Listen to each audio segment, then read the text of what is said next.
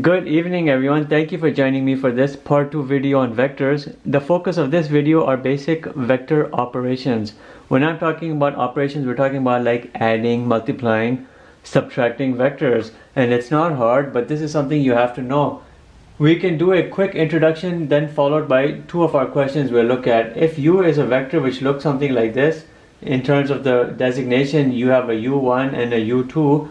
And then you have another vector which is v, looks something like that, and we can have the v1 and the v2 components. If you want to add vectors, it's not hard by any means. U plus v is just no different than you doing u1 plus v1 in the first part, and then you'll have u2 plus v2 in the second part coming into play. Not hard at all. And likewise, you can do the plus and the minus exactly the same. You can do u minus v would be no different than you doing u1 minus v1. That will be the first number of this item here, the first component item. Then you can do u2 minus v2. That right there is basic subtraction and addition of vectors. Likewise, if you want to do some sort of coefficient application of your vector, if supposedly you were looking at 3u, you would be looking at 3 times the individual components of your vector, and you would look at that like 3u1 and 3u2,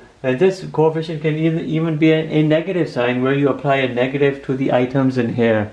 When you're doing a basic multiplication of vectors, what you're doing is a dot product, and that right there is something you have to know for applications which will come later on. The dot product looks something like that. If you're doing like a dot product of u times v, you're multiplying vector u with vector v, you'll have a formula which will come into play. It'll be u1 v1 plus u2 v2, and when you do this, you'll get a specific number, and that number will be an item which will no longer be a vector.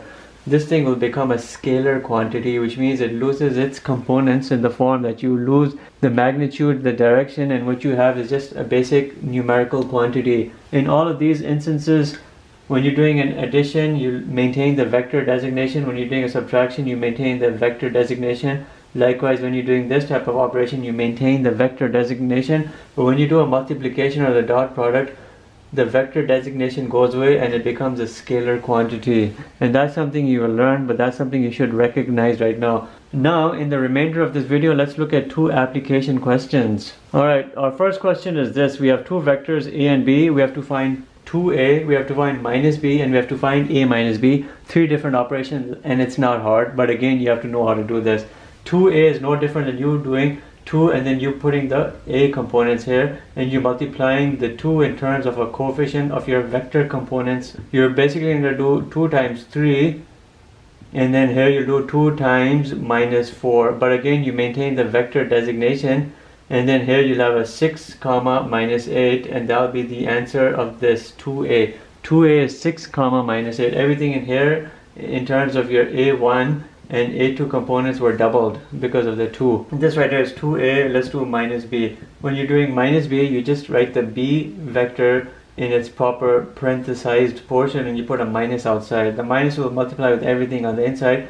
You'll have a 0 comma 7. And that right there should be the answer of minus b, where you're applying a minus coefficient to the b. But here again, vector is maintained, the vector is maintained. You could easily do your magnitude, you can easily do your direction like how we learned in the previous video, and everything will be in the proper component magnitude direction form.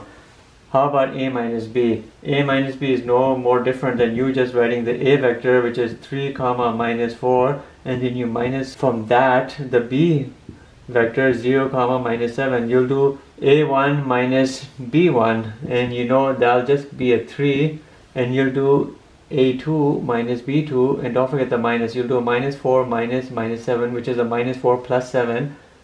You'll get a 3, and again the vector designation, the vector component is maintained. So all of these are your answers. Here's your answer for 2a, here's your minus b, and here's your a minus b, and all of these answers should be right.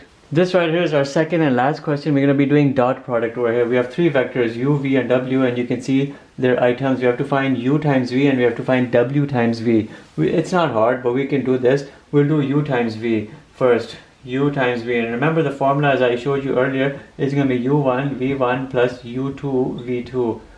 Alright, but when you do this entire application, right, you're going to get a specific number over here and you'll lose your vector designation. You won't be putting your answer here in this parentheses anymore. Anyhow, let's do it and then we'll post our answer over here. So u1 v1.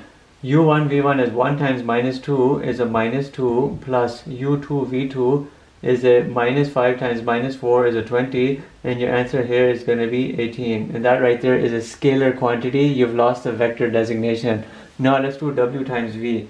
w times v. Here I'm just writing this with the parentheses just to show you what the formula is only. W times v will be w1 times v1 plus w2 times v2. You will lose the vector designation, the vector format. 0 times minus 2 is a 0 and 2 times minus 4 is a minus 8.